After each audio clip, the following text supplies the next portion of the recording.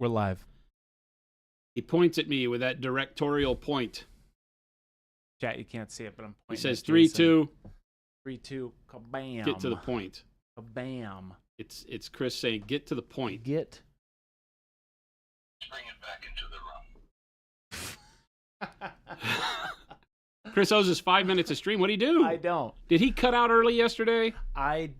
We finished, and we finished our example, and I had Jordan take us out because it's done, and it was just about wrapped up time. We're not late. We're not late. What are you talking about?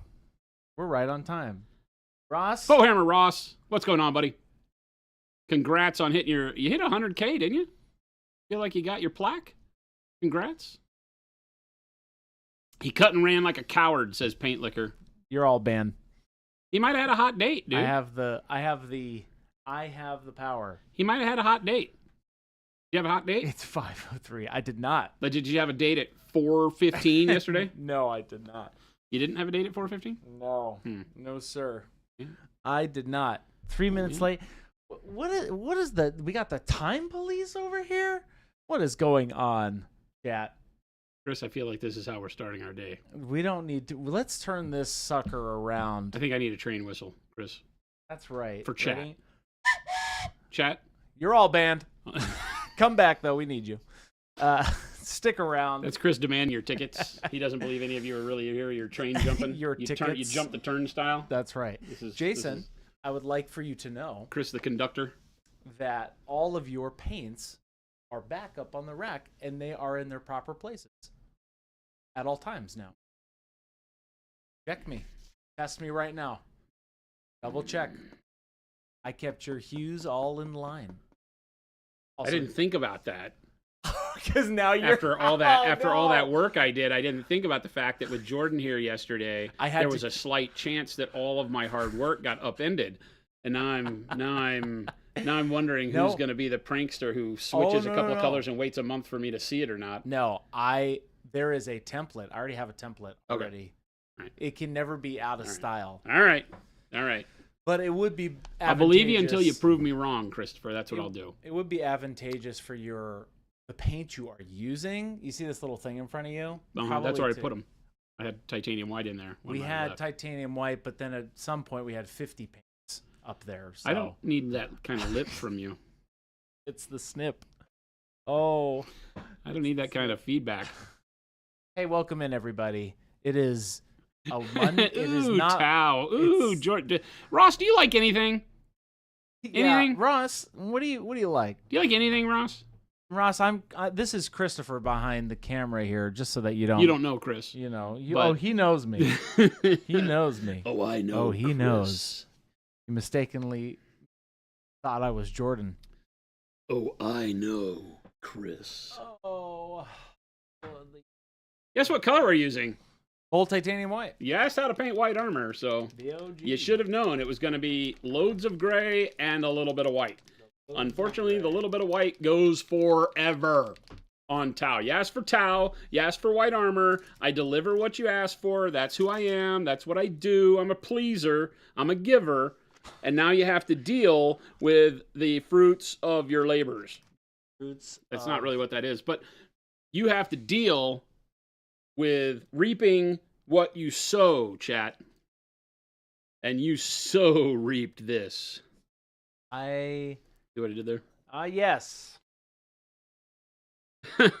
Yes. Panels. That's right. That's the title of the stream today. You say pleaser, what about sanguineous, thumb palette enthusiast? What about sanguineous? Yeah, what about it? Talking about? We're on the defense today with you, chat. We're coming. What about saying spamguineous? Spamguineous. Finish him. We'll finish him. I showed all I needed to show with spamguineous, I think. What more could I possibly do, chat? Well, after the shoulder pad replacement, I don't think it gets any better than that. That was pretty brutal. I mean, we don't talk about those days. It's not even a real stream. We don't talk about those days. That was a rough one for chat. It was easy for me. I'm not afraid to tear things apart. I'm not Tear it all afraid. down, buddy. Tear it all down. Fine. Mr. But President, chat- tear down this wall. Tear down the wall. And chat was a little upended by that whole thing, though. I bet you there was a lot of sweaty foreheads in there that day for us. We got a new conference table today Nice. and new chairs. Nice. Conference table, conference chairs. We're like a big boy company over here, chat. We are no longer just a little fly-by-night. Derpstick asks, would blue black be a good edge highlight to black? Yes. 100%.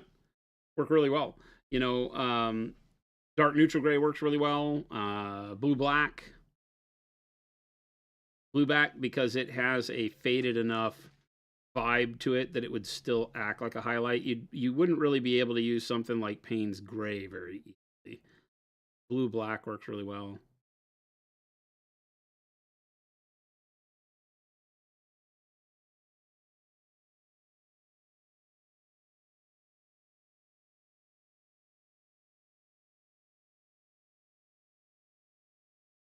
No, we already have a conference/game table. Nice big.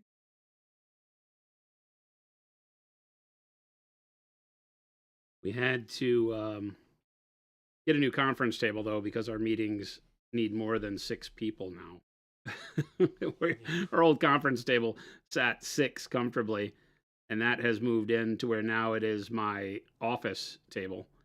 I have a desk in my office and then a meeting area in my office, but everybody's been having to use that as the conference room, which isn't very conducive to the rest of the company being able to have their meetings if I'm in my office and not really part of your meeting. So This is true. turns out I'm not needed in all the meetings anymore. I don't know how to feel about this, but that's the way it is. This is the last meeting. This right here? This is the last meeting. The stream? The last meeting. Oh, the Technically. stream is kind of technically my final meeting of the day, yeah. That's right. Chris has started sending me over the past few months. Well, since January when we started doing this, Chris starts sending me calendar invites to my own stream. That's true. He keeps it on point, chat. Keeps me. It's a mental note. He keeps me honest and calendared. Honest and calendar. You need a shirt that says that. I am honest and calendared. Oh, Hobby ADHD asks a question. I just started using Nous and tested it on a tactical squad of 30K Iron Hands. Nice. I want to tackle tanks primed in green for salamanders. What would you suggest as an approach to darken it and weather it with Nous? You know me, I'm a fan of black-brown filters. But if you watch the deal where we did the tank, Chris will throw it up there. I know this isn't salamander green, but same principle. I primed the tank with black-brown, and then I worked up into my green, leaving the black-brown in the shadows so that it gives you a pre-weathered look. This is just the airbrush work here, and you get that weathered feel to the panels. That's all airbrush. There's no filter, no nothing.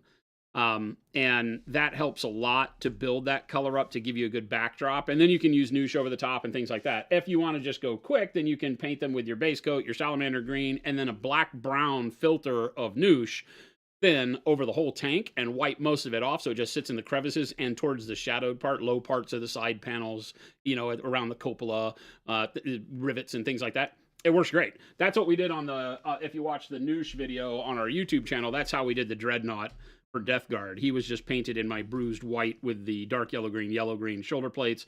And then that's black-brown Nous on the whole thing. Puts that dark filter and makes the whole model grimier. Then you go back with like the rust colors, the yellows and the burnt siennas and burnt oranges that you see for rust dripping and all that over the top of that. Because Nous dries like a regular water-based acrylic, you can layer your Nous layers over it, unlike an oil filter. Where if you stage your oil filter incorrect, you remove everything beneath it. So that's what makes Nous really powerful. You can layer color with it just like you would in normal painting. It's awesome. Turns out we make amazing stuff. It's mostly Chris's fault. It would be. Chris's are kind of like behind the scenes. You ever watch The Wizard of Oz? No. Well, that's Chris. Oz? Oz. The Great and Powerful. Oh, this are the man behind the curtain. Pulling levers. Hiding Pulling behind levers, curtains. Hiding behind curtains. He does hide behind the curtain a lot. That's what I do. I have to. Why? You're a beautiful man, Chris. I have the piece. You're a beautiful man, Chris. I need to keep rowing. How it goes. How do you avoid Cheers from Spain? Welcome in. Hello, welcome. How do you avoid little spots when airbrushing white color? Grade texture. What paints are you using? With our paint, like when we did this guy, I didn't thin anything except the brightest color on here, which was the white blue. Yes. Right? The base coats and everything were done right out of the bottle. A lot of that is making sure that you're, spraying for the correct PSI and thinness for your barometric pressure, all the science behind it. How humid is it where you are? We're in Arizona, it's very dry, which is kind of counter to what you would think with the way that I don't thin most of our paint. And it's not because Pro Acryl is thin, it's just that it sprays so well straight out of the bottle. And then the only time I really thin is when I want to filter a color, so I want to be able to see through it. I want to have it have a thinner opacity. And when I need to do a bright contrast layer. So my bright highlights I tend to thin, because that's where you're seeing your speckling most of the time, is when you move to your bright color. Because your bright color is what provides so much contrast against the backdrop of everything else. If you can do a tight punch, we'll show you that you don't have any speckling here, right? And you can go back and watch the VOD from a few days ago, and it'll show you all of this. There's nothing done here other than the panel lining that I'm doing now. But you can see all the airbrush is super smooth, no speckling. Even where I have overspray, like on the head, the speckling is super minimal. And that's where I wasn't even paying attention to it, So that's the idea of with my base coats where I want really vibrant opacity. I want bright color. I want to see the color that I'm putting on there to its fullest extent. And I want it opaque. Then I don't thin at all with Pro Acryl. If you were going to thin, I would start with something closer to like maybe 1 drop of thinner to 2 drops of paint, right? And then move to thinning more. And that really all just depends on how dry or wet your climate is. Just play around with it. What are some what's going on? What are some good Pro Acryl grays to use for non-metallic steel and silver? So all of the neutral grays work really well, but it really depends. I like the dark warm gray and warm gray because they give a little bit of a dirty tarnish look to steel. I typically start with blues though, right? For most of the time when you see me doing non-metallic steels, I'll start with blues. But in the case of like on the Lion, this is all done with like dark neutral gray, warm grays, neutral gray, bright neutral gray, and then maybe just a little bit of blue transparent thinned way down to give a little bit of a hue shift in the shadow to give it a little bit of blue on the blade. So you can do that as well. A little bit of color on your steel is always going to go a long way. Blues work the best for steel, but yellows for sunlight and reflection and things like that. Just don't get too carried away with it. You don't want to see that you painted it blue or painted it yellow necessarily. That's done with our dark neutral gray, bright neutral gray, right? Mm-hmm. And then you can see the difference between that and something like the armor here, where I've used things like the Dark Sea Bin, right? It's more of a bluish green, and then the warm grays, and then adding white blue into it to get steel that has a lot more color without having to go back and do filters. I filtered a little bit of color like the rust spots and all that. And this whole model, I think, was started with dark purple, as I normally do as a shadow. So even the steel will have a dark purple shadow to it, right? So there's a lot of variants to the color that will make your metals feel more alive. They just feel like they're more a part of an environment and not just a palette of color. And then on the sword edge, I went back to like neutral and warm grays. And then I added just a little filter of like maybe a warm yellow. I don't remember exactly what it was, to give it the idea that as I go to my shine spot, that there's like a sun or a torch flame coloring to it without going too far overboard. And then on the bottom, more blues, right? Again, just separating and giving myself the ability to have different types of metal. So even though this might be steel and the armor may be steel, they're done differently. So they have a little bit of a nuanced color to them that changes, which is always fun. So there's all sorts of ways to do it. But the neutral grays give you the basic building blocks to do whatever you want to with. And then you just go from there. We do a lot of non-metallic metal around here. So even though we're not doing it today, just come back in a day or so. And pretty much. We'll be doing gunmetal, blackish, but I'll be doing it from blues and dark grays to do all of the dark bits on this Tau suit in kind of what I call wish.com non-metallic metal. It won't be as full bore as what we would normally do for a display model. But so if we live somewhere more humid, we may need to thin it some, the airbrush. You know what? There's no golden rule is the problem. You're going to have to just try and see what you find that makes sense for the way you want it to look in the end. I hate that that's the case, but that's really the truth.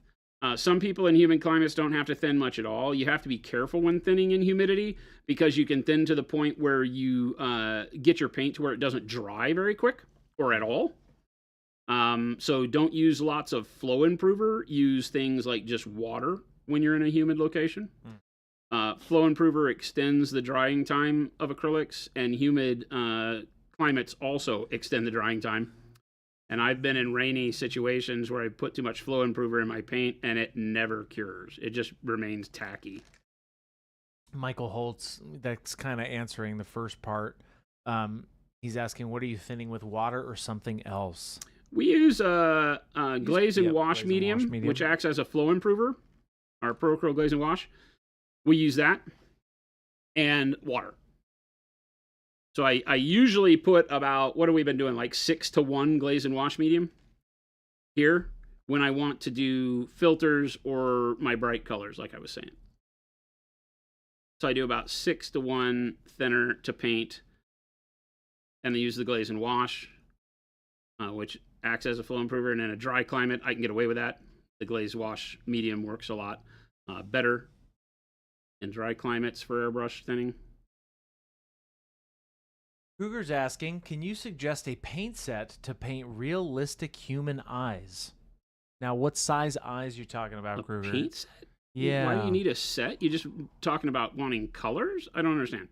I think, yeah, Kruger, maybe explain what you're thinking when it comes to like the size of the eyes. Maybe it's real life human size. Oh.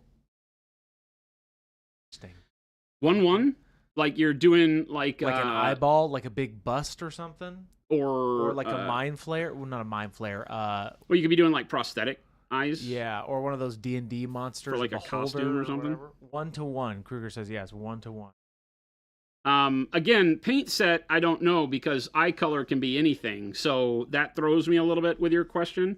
You would want to just get a batch of colors.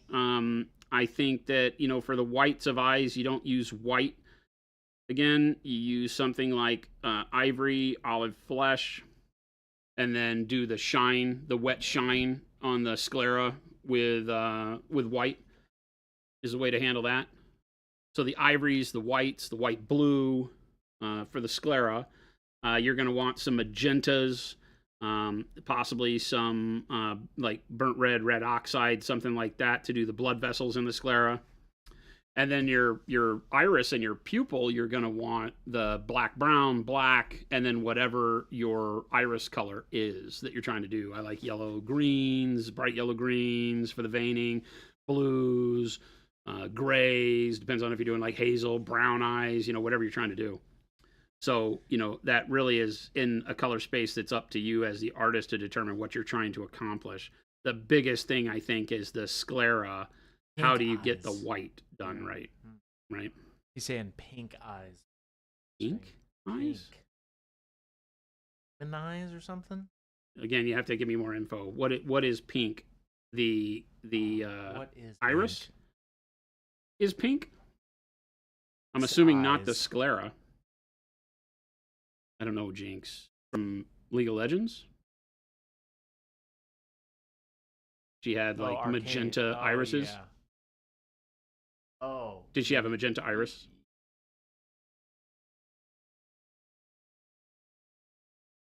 That color, I think, from Arcane.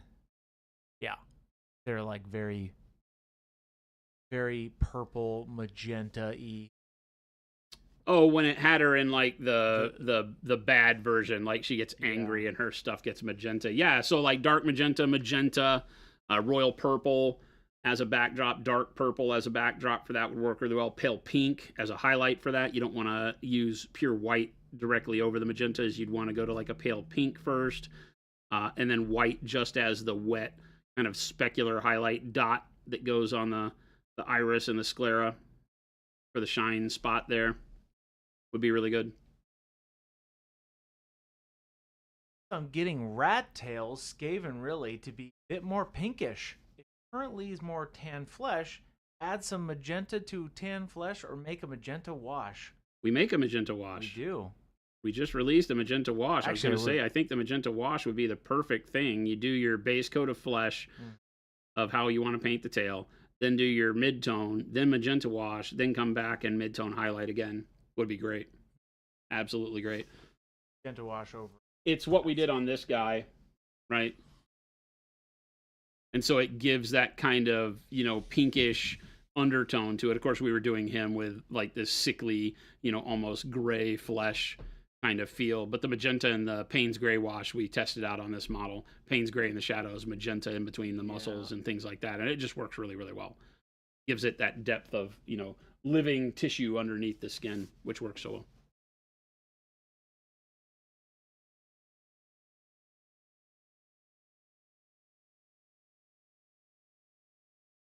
But yeah, magenta is your friend when you want to push things into the realm of reddish undertones. Rather than using a red, use magenta and layer it up. We just use magenta on that undead horse to do like the bits that were where the tissue was exposed. And you might think normally you would want like a blood red. Where's that guy?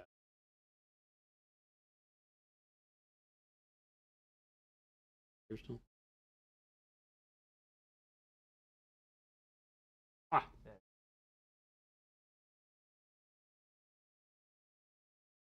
So, popping close on this guy.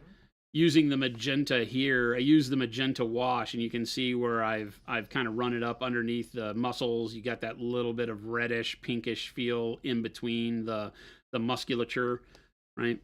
Like under the shoulder muscle there, here by the elbow, again on the inside of the elbow and shoulder down here. And then also the magenta wash is inside the gut area. Now I painted that with things like yellow ochre and bone and brighter colors, so when the magenta went over it, it pops. But that magenta there really gives us a good, bloody look without having to use blood red. A lot of times blood red just overdoes it. It becomes too vibrant. Blood isn't really that red for that very long, whereas the magenta makes it look irritated and such. Can you get me better focus? I think we're still focused for Jordan. Yeah, I think. There we go. Perfect. Right. So Nice. that the magenta works great for anything, like the webbing in between his jaw, same thing. So go with magenta, and then if you need to punch a little bit more of a blood red into it, use something like a red oxide or a burnt red or something like that, and just spot that where you need it, as opposed to going with that color first. I think is a really good way to attack reds. And biological reds, let's call it. Blood, guts, dark magenta wash, things like that. Even the transparent red versus like an opaque red to start works really well. Wash different color. So if I make a wash like the magenta wash, how does it differ from taking the dark magenta and making a wash on your own? Just the fact that we've tailored it to be exactly the way you want to use it. So you don't have to mix it. It's just a convenience thing. If it's assuming it's the same color that we're talking Yeah. about.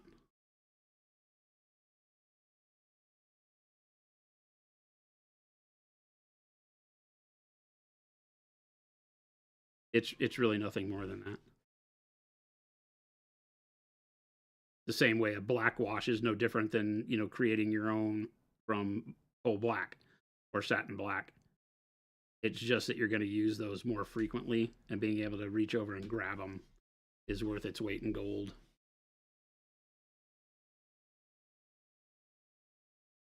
Remember, we want to get all the edges that would be colored white armor, even on the shadowed side of the model, just because it helps to tell that story that this is still white.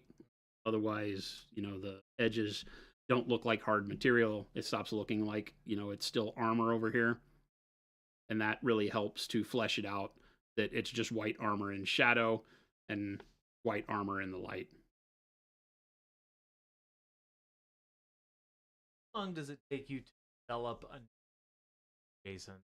What is the process in an elevator pitch? Kruger's at. It really just depends. A lot of it depends on the color and how well the color mix goes initially. There are some colors that take, you know, days and weeks. You know, khaki took forever because I just wasn't happy with it. So there's that type of situation. Then there are colors that I get done in 30 minutes. You know, some colors I just know immediately what the pigment I'm going to use is that'll look perfect. And then you slap it together and yep, it's perfect. And then there's times where that is definitely not the case, where the pigment I think is going to look perfect doesn't quite give me the color I want, act the way I want, so on and so forth. A lot of colors do not have a lot of opacity to them, so sometimes when I'm thinking of a color that needs to be a base coat, something that I don't think you know glaze as much with. I mean, you can always glaze with an opaque color, but you can't turn a thin color opaque, if that makes sense. And so sometimes I have an idea for a color, but when I get all my pigments mixed together, it has zero opacity, and in order to make it opaque, I would have to darken or brighten it, so I lose the color itself. So those take a little bit more time to play around with other pigments and come up with better solutions. But generally not very long. I'm pretty good at taking color and turning it into, you know, taking pigment and turning it into the color that I want. And our lab is even better at making sure that that then works in the formula. So, Wow, that towel is looking great. So far. We based it with dark navy blue. Then we moved to slate gray. And then after slate gray, we used cool gray. 2 new colors. All 3 of those are actually new colors from the AMP line. Over the top of that, we did white blue as a highlight, and then transparent white is where we're at right now. And then I'm with bold titanium white as a edge detail on all of it to give you that. It gives you white armor, but also allows us to put a dynamic shadow and contrast to it that works really well.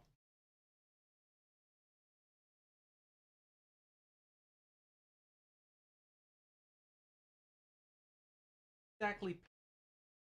Tips for slash base building work from jargon's just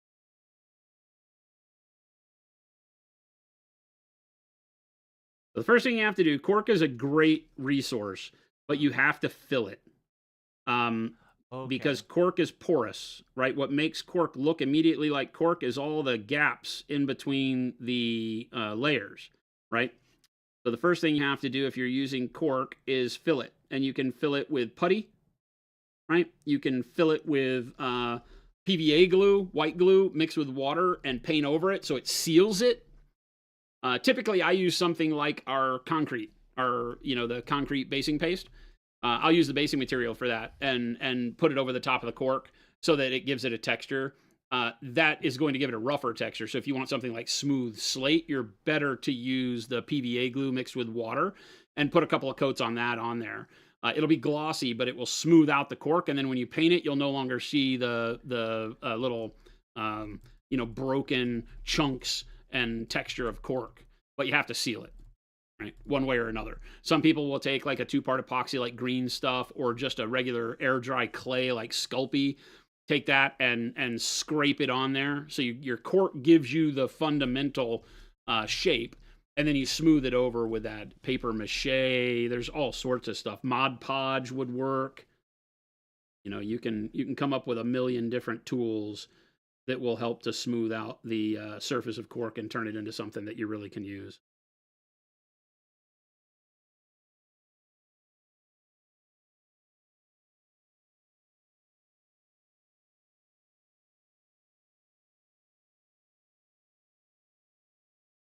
Duster, this is a Ghost Keel battlesuit from the Tau army for Warhammer 40K. The cork bits, that's something that I got to start really considering too. Filling out the cork, essentially. Yeah, you have to. Otherwise, everything looks like cork, which is why a lot of people will say, don't ever use cork. It's horrible. And I'm like, well, you're just not paying attention. Because it's not horrible. It works great. But it takes extra effort to really make it everything you want it to be. Back in the day, for terrain, I used to take, this is my old man story. Back in my time, if I wanted to do, like, say, a hill, doing dioramas for tanks and such, if I wanted the tank to have a berm or a hill or something like that, I would take newspaper and crumple it up, or aluminum foil and crumple it up, and use tape and tape it on the base. Like imagine making spit wads and then gluing them down would give you the form that you wanted, not the texture. And so then you would take over the newspaper or the aluminum foil or whatever you've built the shape of the thing with, a crater, a wall, whatever. And then over the top of that, do things like paper mache or clay or whatever to build the actual shape detail on the top of it. So it can be that when we sculpt, we build armatures and we flesh the armature out first with, I use aluminum foil. So I would build an armature of a man, and then I would wrap aluminum foil around the armature to build up the shape of muscles, because you don't want to waste that much clay, right? A model, when you're looking at it, is very rarely all clay, like all the way down to the bone clay. It's built up with something on the inside of it, like foil, that gives it its shape, that's quick to mold, quick to shape, quick to place. And then only the outside surface becomes the clay surface that gives it its actual detail. So think in terms of that when you're doing things like cork and all the rest of the basing materials, is use them to build up the general shape, but know that, you're not trying to make it look like cork. You've got to do another step to get the cork to look like slate or whatever rock or mud. Because on its own, it's not going to do that. Aaron's asking, do you enjoy the Spanish style of painting like El Turista and his OSL style? ? I don't. I mean, it's funny you call it the Spanish style, right? Is that the Spanish style? No, I mean, I didn't realize a lot of the Spaniards paint in a way that uses a lot of airbrush to blend. Oh, okay, I see. And so there's a little known quantity to their style that I think globally has been one that, you get this smooth blended color, lots of real kind of chonky over the top highlights in a lot of cases. El Turista, his OSL is done very well. He uses a lot of like what we would do with the titanium white. So I like the way his models look. I do not paint the way he does. Right? I'm a believer that the same goal can be achieved with lots of different techniques, because we're just recreating light. So how you do that is up to your confidence and comfort level with your skill and the techniques that you've decided to employ. But by that token, yeah, I mean, I like what he does. I do not do the same thing he does all the time, although I guess technically we do. When we're doing OSL, we build up the white paint it, put white on it again, paint it Right. again, white on it again, paint it again, and whether you're painting different colors as you go up that scale, it just brightens it up the whole way. Use transparent white for that kind of Transparent stuff. white, yeah. He uses typically white ink. Yeah. What can be done with an airbrush on such size miniature besides priming and highlights? Well, he was just talking about blends and stuff like that. Yeah, blends, filters. This whole thing is airbrush, other than the edge highlighting. So all of the color can be done that way. Filters is a big one. The filter, if you look at the undead knight we just painted, the horse, the skin color on here was all underpainted with a brush, and then the final filter color was done with the airbrush.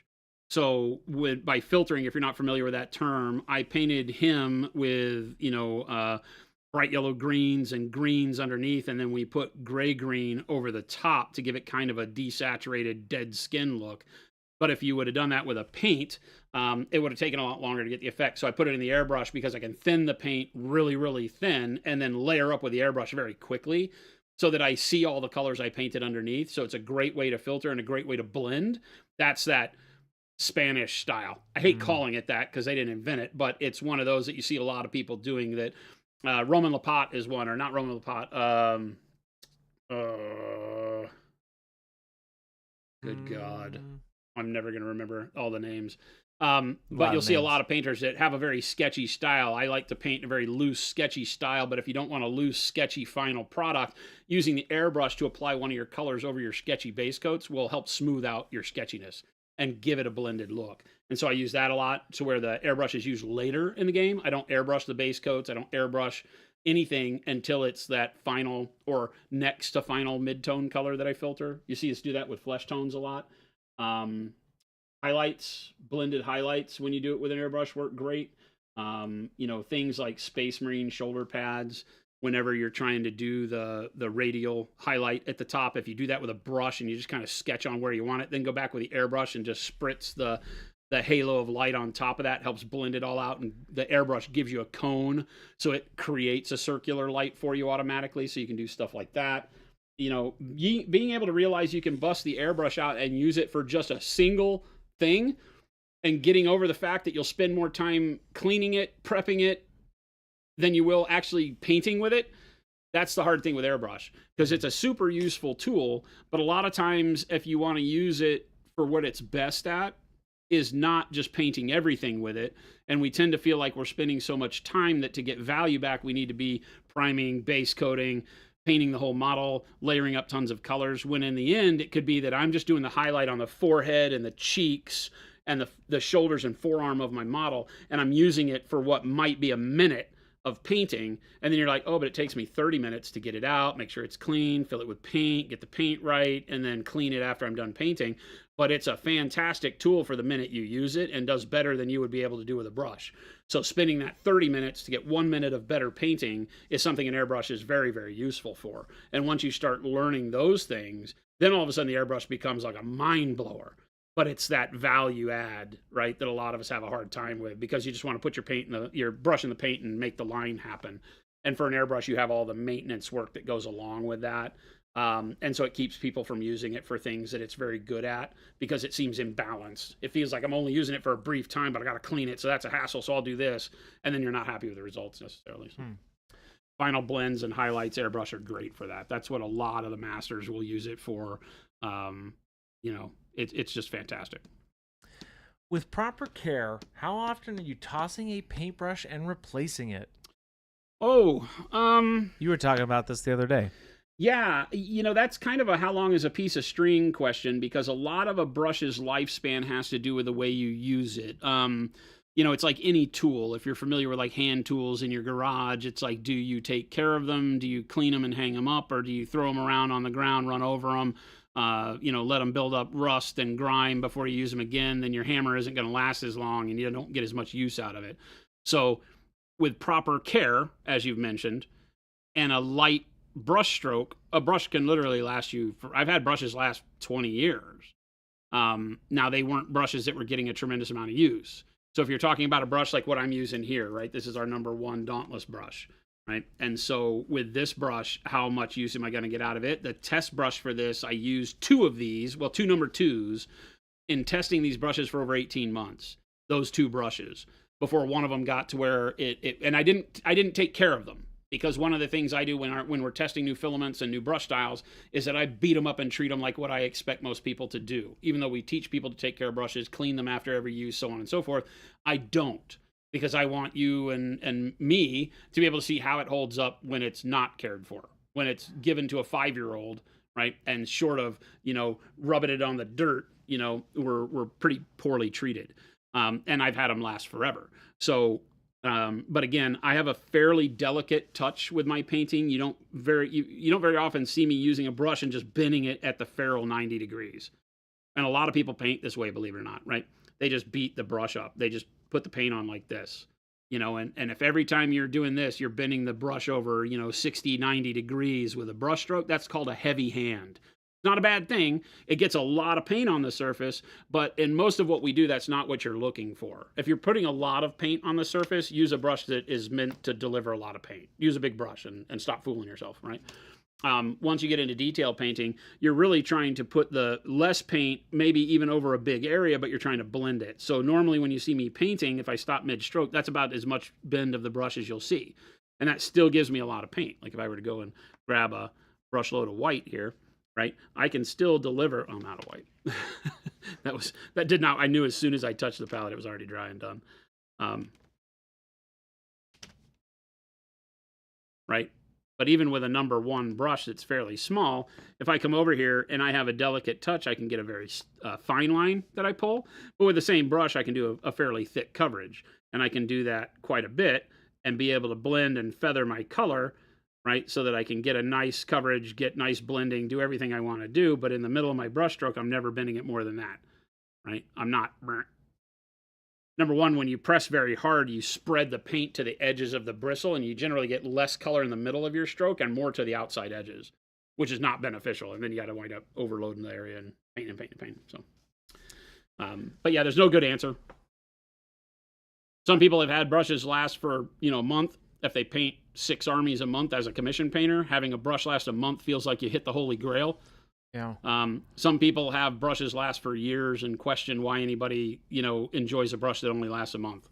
Because again, when I say it's a how long is a piece of string question, it means that everybody's answer will be different because everybody paints differently and expects different things from their brushes. The one thing that we teach as a brush manufacturer and a brush manufacturer that sells some high-end expensive brushes, every brush is meant to throw away. Just get that in your head. When you buy a brush, it's like buying a trash can. Right? It's going to do its job for a while and you're going to replace it. It's just how long and how much trash do you load it up with, how often do you take care of it, anything else. It's disposable, right? But it feels permanent, right? It needs to feel permanent when you're using it, feel like it's a great product that isn't meant to be disposable. It's not perforated. It's not meant to, it's not those things you pick your teeth with and throw on the concrete, right? It's meant to last, but when you get to the end of its life, the question you should be asking is, how much did I paint with it? Did I get good value out of this brush? Yeah. Because that's a different question for a lot of people in the way they paint and what they expect from it. How would you do non-metallic metal steel on something small like the teeth on chain swords? Typically with only 3 colors, you would base it in a dark color, mid-tone it, and then edge highlight is the big thing. You would want to pick a very bright jump in contrast for your edge highlight to just grab like the forward edge and the point. And that's it. You can't expect a whole lot, but that brightness if you do the contrast, you don't want to edge highlight the whole thing. It looks funky because the thing's so small, right? I want to do my fulgrim iridescent like Jason did Sanguinus's wings, but I'm going with transparent purple. What color should you base coat it with? You're going to do transparent purple over the top. I like colors like jades. Like for purple wings? Are you talking about just the wings or his armor and everything? Maybe just, I think, wings. For Fulgrim's wings, maybe? Because blues, jades, that's kind of really it. Purple over like yellows and stuff is really crazy. You could get away with it. But blues, all the blues, turquoises, jades, the green blues work really well. Some magenta would work really well. Like real red can work, but it creates a very dark bruised color. So maybe, like red in the shadows, brighter blues and jades out in the highlights. Be fun to play with. Here's a good question. I have a bit of a silly question, but I hope there's an answer. How do you paint the areas of miniatures that are impossible to reach with a brush? For example, I have a figure of a man holding a sword too close to his face. Oh, good question, right? So in times where there's something covered up, this is one of the big things where I always paint the model black or a very dark primer to begin with. It lets areas you can't reach with the brush be in shadow, and the darkness helps them be in shadow. Then that's the first thing, right? So if you start with white primer, then the area behind the sword close to his face or however he's holding it, then the area behind that you can't reach is going to be bright white if you do it in white primer, and that's going to be funky. Whenever you look at it, it's going to stand out like, why isn't that painted? So by starting with it black, you may find that you don't have to paint it at all, because you paint everything up to as far as you can get, and then everything else becomes shadowed black, right? Or brown, or whatever color you use as a base coat. So sometimes that's the perfect cheat code. With most of the models like we do here, I'm not going to paint all the areas in between like these panels in here, but technically they're painted because I based them with dark navy blue. So there's a bluish cool shadow color up underneath everything. I'm not going to paint the underneath of this arm. Why? Because from the money shot, I can't tell it even exists, right? This is the way I look at this model. So when I rotate it this way, I'm not even worried about this down here. We might, because we're doing this shadow over here with a little bit of edge highlighting, we might put a little bit of edge highlighting down here. We'll do that. But other than that, we won't paint it. And that's because we have a good dark color on it that we don't have to, right? So that's the way, method number one. And then method number two is that you always paint from the inside out. And by that, I mean you paint the things that are covered by other things first so that you can be sloppy. Because you could probably get a dark flesh color behind the sword, just don't paint the sword first. If you paint the sword first, then you're like playing Operation. You're like, how do I get color in between the sword and the face without getting color back on the sword? So don't paint the sword. Don't paint the shield before you paint everything that is shielded. Make sense? Paint everything behind the sword, behind the shield, behind the cape, behind everything else before you paint the rest. So let's grab a model that makes sense that way. Going back to this guy, right? So on here, it's better to paint the armor first and then the cloak, right? Paint the cloak and then paint the fur on top, because the cloak goes underneath it, right? Paint the armor because the armor's underneath the cloak. Paint the skin before the armor because the skin's underneath the armor on the leg, right? Paint this leather first because it's underneath the skin. So you see what I mean? You paint from the inside of the model out. Imagine you could drill down to the guts of the model, paint that first, and then paint everything that sits on top of it layer by layer by layer as you work your way out. Not always the perfect method. There's always going to be times where most of your, like on this guy, the horse was the thing that we wanted to airbrush. So we painted the horse's body first. Not exactly the most perfect way to do it, but it worked out well. You know, it didn't put us into a corner. We were able to do that and then paint the other stuff on top of it easily. But like if you do Space Marine armor, then going back and doing the joints in between, right? Because the armor is the bulk of color. So let's say you wanted to use an airbrush and like we did on our Blood Angels and get all of the red done first. Well, then you got to figure out a way to paint the joints black again. And so there is a little bit of that operation, a little bit of that, oh my God, I don't want to mess this up. So do the black joints before you do the final edge highlighting on your armor. That way, if you get any out of the lines, your edge highlighting on the armor should cover up any of your mistakes, right? So just don't finish any part of the model until every part of the model next to it is at least close to done. Does that make sense? We talk a lot about I don't ever finish like the red until I've got the gold and the white and the black at least 70% done too. Then you go back and finish, because it allows you the ability to make mistakes and correct them before you've like finished the red armor, really happy with it. Then you paint the black knee gap and get it all over the red, and now you're bummed. So there's a lot of that staging, and sometimes you got to think about it. Sometimes you have to look at the model and say, what do I need to paint first here? This grill behind his head on the jump pack is always the worst thing in the world, because I want to paint the red armor, which means I'm going to get red inside there, and then I have to go paint that black. So I do it next before I finish anything else, is I paint that black strip on the jump pack. I paint the little silver pieces in between the jump pack nozzles, right? Things like that. Always be thinking like, when's the right time to paint those? Probably before I do the edge highlighting on the red that's around it, so I get that ability to make mistakes or to have a little bit of a sloppy brush and fix it. Oh, you know. Matte varnish should be in stock. I would yell at somebody. I don't understand what's going on. Can you, hey, do you have chat up? Can you just ask Kyle WTF?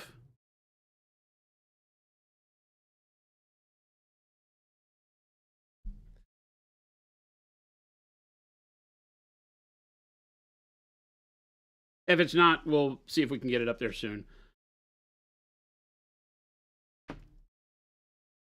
I was told it should have been back in stock last week. So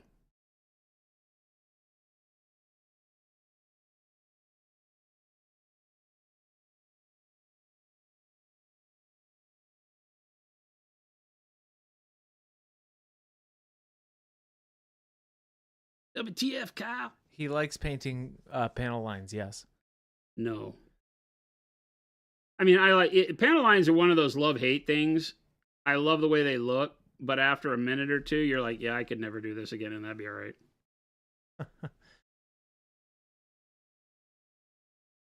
That's just the truth of it, man. That's just the long and short of it right there. The long and short of it.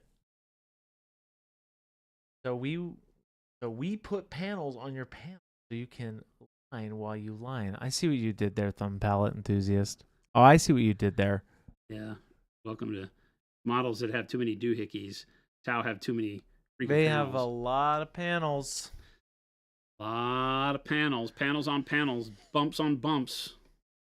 But they are coming out pretty good. We have to understand too, and as much as I gripe about these kind of details, and when you talk to like, you know, very skilled painters, a lot of us will kind of gripe about the amount of detail on typical models. And that's why a lot of people will gravitate towards busts that don't have as much and give you a more surfaces to paint on that let the artist do more, the painter do more. But you have to remember, like models like Space Marines and such, they need to have a way to look good and have enough detail so that if I just put a base coat, a wash, and a dry brush, that there's enough detail on them that you get highlights and pick stuff out. If I dry brush this model, it looks bitchin' because it has so many bumps and stuff. So that amount of detail makes really quick painting methods look really good for new players and new people to the hobby. So I'm 100% in favor of it. I will still bitch about it. Right? We like it. It has a really good fundamental understanding of why, you know, you have to put detail like that on models that's overboard a little bit, because it makes it so much better for newcomers to the hobby to enjoy the hobby. 100%. Yep. Gotta get those panels. 100%.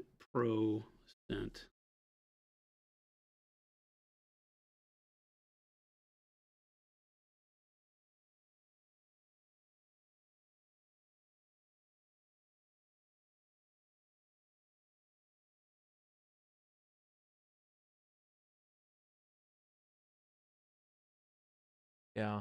Details are always fun, thumb palette, but after a while, sometimes they get a little tedious. Little tedious? A little tedious? What's a little tedious? Either tedious or it's not. It's like being a little pregnant. A little pregnant. You're not a little pregnant. Either are or you aren't. You're either tedious or you're not. Oh, man.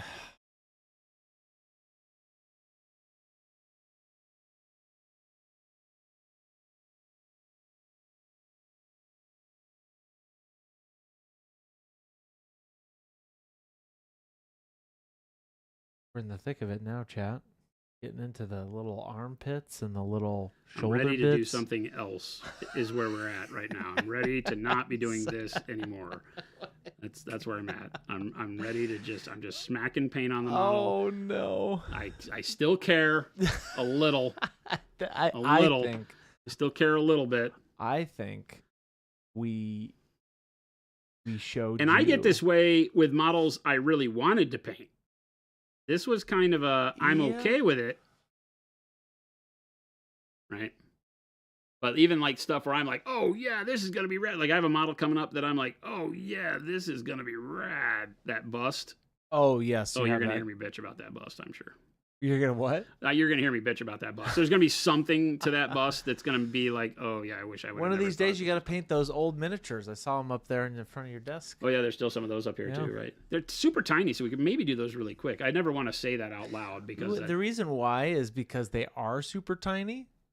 You could show us how to paint tiny models. Plus, those are very tiny. I mean, that guy on that horse we just did ain't big. Well, That's true, but those ones are tiny. They're Yeah, almost epic scale. Super old school. One of our viewer community members sent me pictures of a bunch of old Grenadier models he had that he painted that were the old, like, first edition D&D representation miniatures. And I was blown away because he painted one that I actually had as a kid, a snake warrior. Oh, so good. I was like blown away. It was like a trip down memory lane all in one photo. I love that stuff. All right, Morticle's got a question. Last question before I go to bed. Oh, yeah, sure. I bought a Warhammer Night Haunt set, and I painted them blue-white ghosts. Okay. Now I need to do their bases, but it feels like whatever approach I take, it blends too much with the miniature. I want to keep the dead theme, though. Please ask for some advice of what kind of base to make. That's kind of a big open-ended question there, Mortigle. A good question, but Well, I think I always think the contrast for those is that you do something, very realistic almost, right? Dark grave earth, rocks and stone, and it's all done because then that makes the ghostly appearance seem that much more otherworldly. Does that make sense? Yeah. Like I do the bases with green grass tufts on grave earth kind of thing. Yeah. So that you wind up with it feeling like, it's almost missing a model, right? Like you almost don't want the model to feel like it fits the base. If that makes sense. Yeah. Bud has a question. At what point do you add other colors to keep from edging places not needed? That's coming next. At what point? I guess that's dealer's choice, right? Yeah, it really is, right? It's when do you feel like you want to move on? I probably should have already started because I'm kind of over this. Because we can always come back, and once we painted other colors, it'll give it more dimension and show us where we need to have a little more highlight on some of this stuff. But for now, I'm done. And now we'll start basing the other bits and bobs. It looks good. So yeah, that's our white armor. That's what we will have. Give us a one more little, what did you do? How'd you get here? How did I get here? Yeah, remind us of the colors. I drove my car this morning, as I do every morning, Christopher. You should know these things. Oh. This was based with black primer, get us going, just to give us a nice dark backdrop to set all of our contrast against. And then we used dark navy blue, one of the new amp line colors. The reason for the dark navy blue is to just give us a cooler shadow color for the white. With white, grays are fantastic, but then you wind up with a model that's all neutral colors and can almost feel like it's not painted at all. So you got to be a little careful with gray workups for white. The grays work fantastic. They make the white feel a little bit cleaner. But at the end of the day, always going to use some forms of gray, or typically going to use some forms of gray. But like I said, a blue-gray, something that spruces them up a bit, gives them a little bit more interest, so that you're not just left with, pure dull grays. Like at one point in time, I made mention the way it looked on camera was like an unpainted miniature. So you got to just be careful that you don't put yourself in that spot. So the dark navy blue was a great beginning point. Then we went into slate gray, which again is a bluish gray. Also out of the amp line, we wanted to lean really heavy into the new amp colors for this. And did a great job doing so. After the slate gray, the cool gray. And if you go back and watch the video where we started this guy, it's like 3 or 4 days ago. Yep. Right here. You go back and look at that video, you'll see a point where we did the dark navy blue, the slate gray, and the cool gray. And I said, you could stop here and have an amazing, 30K Space Wolves gray. It was a fantastic bluish gray workup. And then to go over the top of that, we did white blue, and that's what brings it to the world of white. And so white blue is the color you see the most here. not white. You know, if I break out white blue, you'd be surprised, right? It looks by itself to be a super bright color, right? So you could use this in place of white. But look what happens when I put white next to it. Look how dark it appears once you put real white, right? So this is what most of the model is. It's still in the realm of white. It still makes us feel like the armor is white, and it's what allows us to then use white along the edges and get the contrast we need to make it feel like a hard material. So, you know, metal shines along the edge. Anything that is like metal, whatever Tau armor is made out of, you know, vibranium, I don't care. Whatever it is, the hard surface is going to shine along the edge. That's just the nature of material and light. And so in order to do that, you want to be careful not to move too close to white for your final color, because you need something to highlight those edges with, especially if you're doing stormtroopers, you know, white armor of any kind, white scars, Tau, whatever you're doing in white. Stop before white, bright neutral gray, white blue, a bright ivory, something like that, that feels like a white because it's so punchy and you can provide so much contrast along with it. But at the end of the day, you can still edge highlight it with white. Telebadger, 93 months. Thank you for that sub. That's a long time. I drive a Sweet Pickles van? No, I don't. A Sweet Pickles van. Kenny says that. We're masters of everything, Resin. Thank you. It's now totally different. The one thing I can guarantee you is if you ever see anything about our office, give it 6 months, it won't be the same. Yep. Since Viniac came, which was less than a year ago, in that year, production is now at an entirely different facility about 5 miles from here. Half of our crew works at a different building, which sucks. And because we weren't able to get a single larger facility yet, we're still in the midst of doing that. But yeah, and in the meantime, we've had to restructure this entire building. Yeah. This building is completely different now. From the time I think about the commercial that Chris, before Chris worked here, Chris filmed the commercial with me walking through the office doing the kind of Dollar Shave Club thing. Yeah. And now you wouldn't even recognize it. Not a single part other than this room. This is the and this room is even different, but it's similar enough. Yeah. Right? Technically, it's different. The studio is the only room that has stayed what it was built to be since we bought the building. Yeah. 3-4 years ago now. Yep. 3 years ago. So, yeah. It's definitely Phil is in a closet, yes. It's definitely gone through some transformation. Phil has the largest office in the building, so don't let him fool you. Yes, the heavy body acrylics are still coming out. Yes. Yep. As a matter of fact, all the labeling just got approved yesterday. I think Gabe approved all the labels yesterday. Nice. So we should have good updates coming very, very, very, very soon. So now we're done with the white armor for now, which is good. Hey, ho, ho, hey, you're ho, going back to ho, the panels. hey, I thought you were going to don't catch us lying. I thought you were going to change it. Well, no, but remember there's this spot right here. I'm testing you, Chris, and you're not catching the things that I'm not done with. Wait a second. Like, you keep missing the spots that I'm not finished with. And so I have to police myself here, Chris. Jeez. How do you highlight parts of armor that are curved and not edges, like shoulder plates on Space Marines? Well, you're going to have a highlight that I call on Space Marines, anything that's spherical, I call it a radial highlight.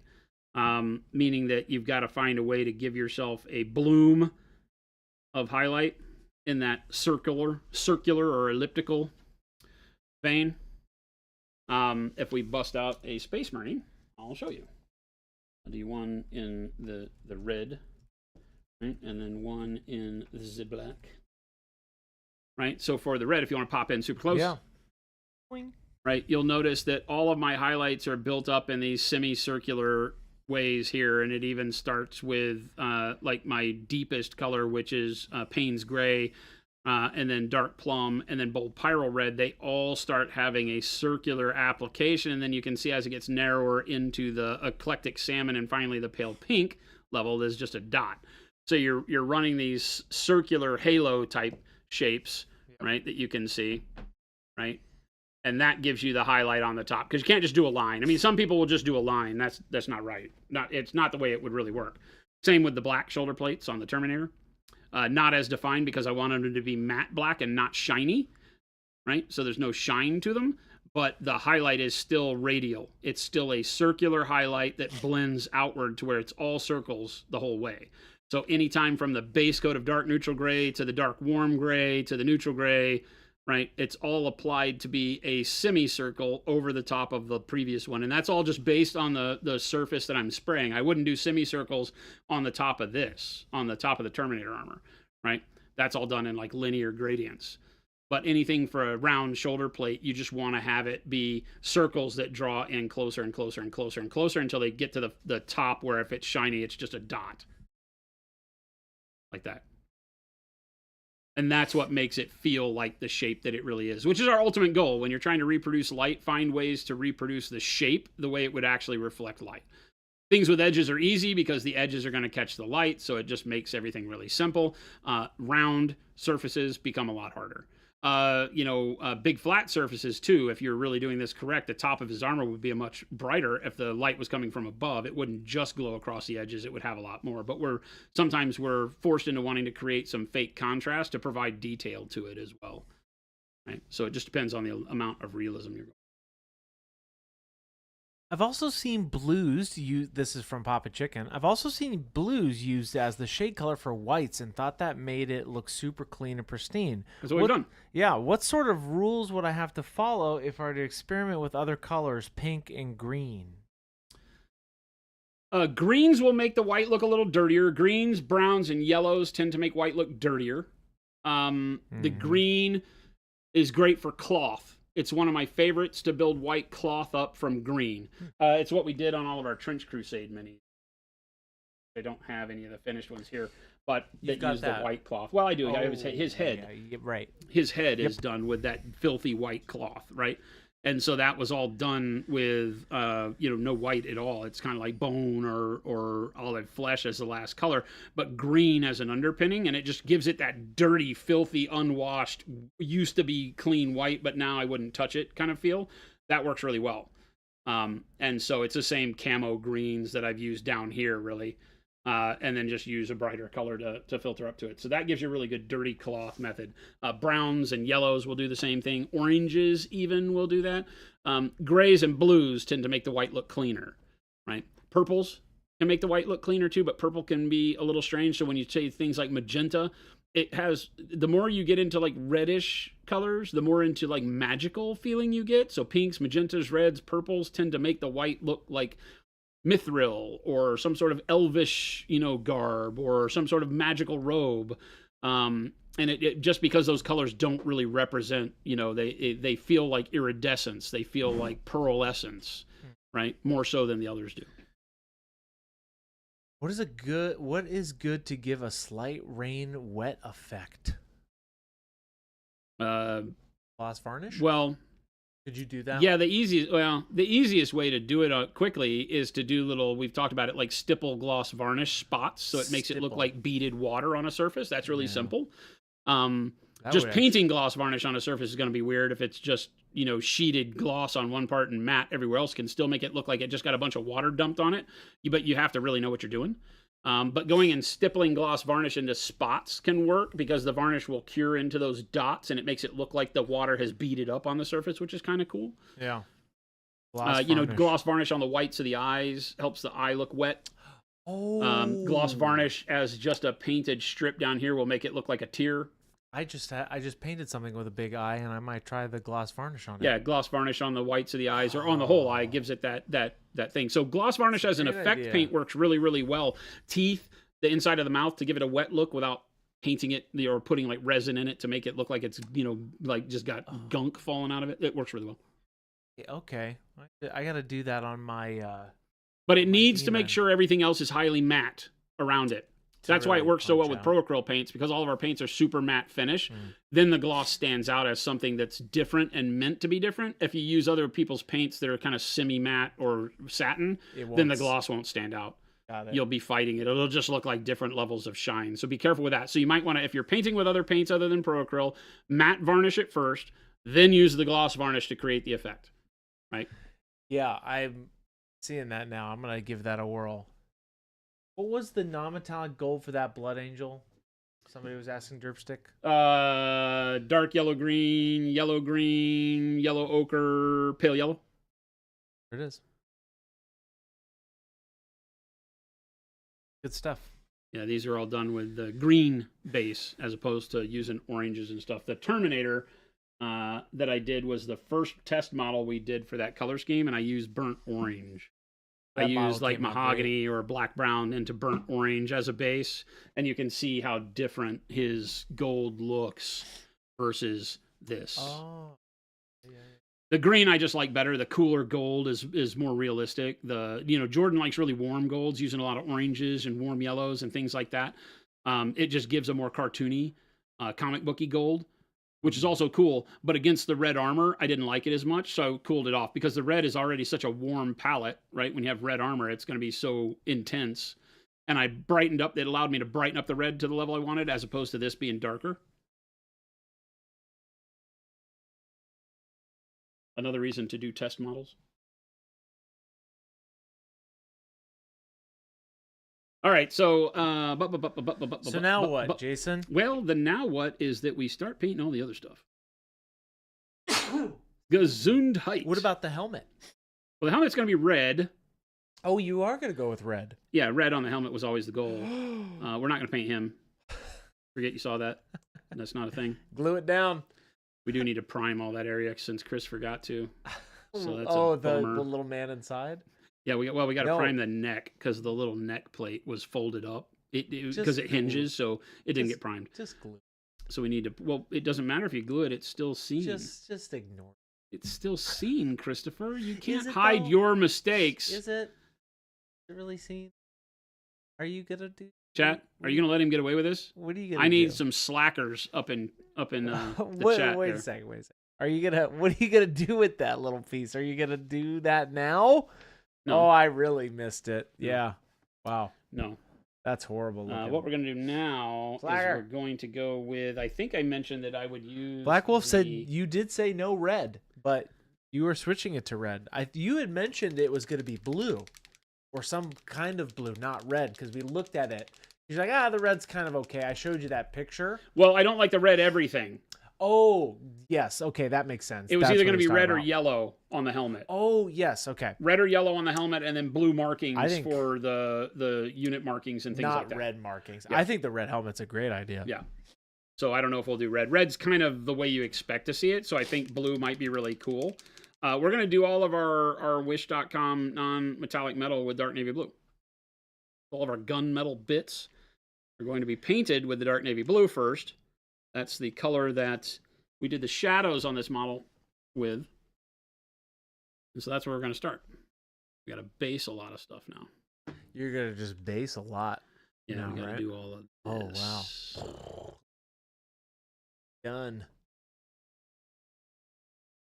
I noticed Phil didn't drill the barrels Yeah, on Phil. these guns. Philip. What's the debate on that? Are you you drill your barrels? I'm a barrel driller. Yeah, we have that thing out there, the Dremel.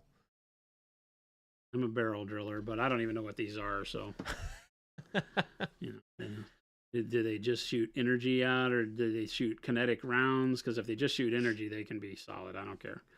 They can just be like anodes. There's no hole in them. We can tell that story. Plasma accelerators. I don't know what's going on here. When I move to Arizona, my first application will be sent out to you guys, says Resin Studios. You moving? Check. We're hiring right now, depending on what you want to be doing. I think we're hiring for production and fulfillment right now. And an ad placement person, I think. That one's probably not up for solicitation yet.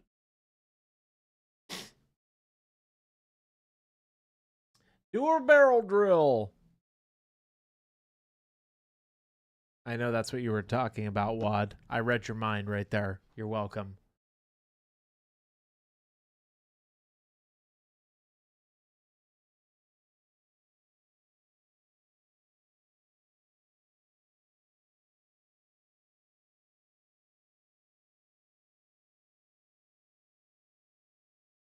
Derpstex says, I think I prefer their warmer gold. I don't have burnt orange, but I have mahogany, dark umber, warm brown. Not sure if the gold will look the same with the paint I have.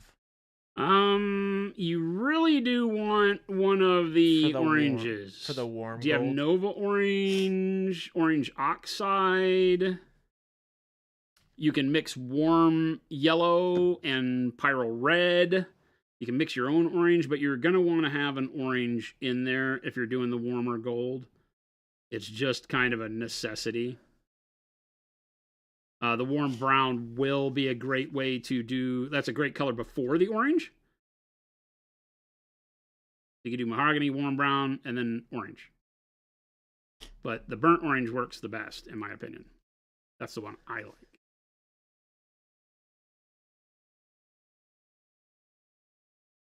Flavor to taste. Good thing Jen's not here. No, don't do that. No. Don't do it. You hear how convinced I sound, chat? Do it. Don't do it, Chad. Don't do it. How different would it look to use Payne's Gray instead of dark navy blue for the base shadows? It'd be darker. A little bit darker? It'd be darker.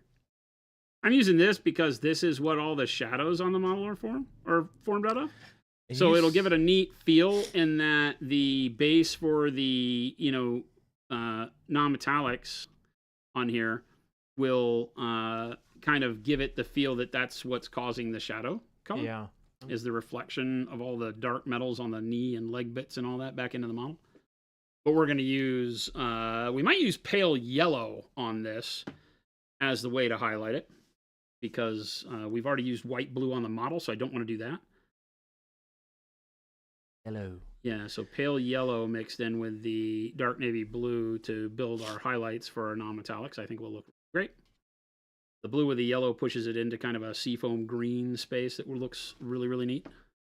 One of my faves for things that are not quite steel, but give you the idea of, white metal, non-metallic metal.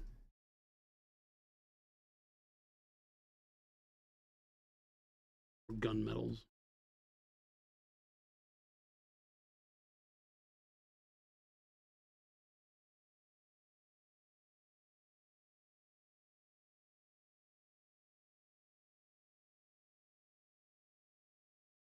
Here's a question. So I'm painting a 1/6 samurai Darth Vader statue, a lot of black. I've used different finishes, OSL and dry brushing to add interest to most of the black, but I'm rather stumped on the cloak that other than the shape doesn't have much texture. Any tips giving visual interests to black? That's the question. Any tips of giving visual interest to black? The big thing is to do the texture yourself, right? Especially with things like cloaks, because it's cloth of some form. And so what would you expect it to look like? Using a kind of a hatching brush stroke will perform some of that. But you said 1/6, so that's big. So that can be a little daunting to do that much brush texturing on it, but that's where I would lead you first. That's the way I would do it.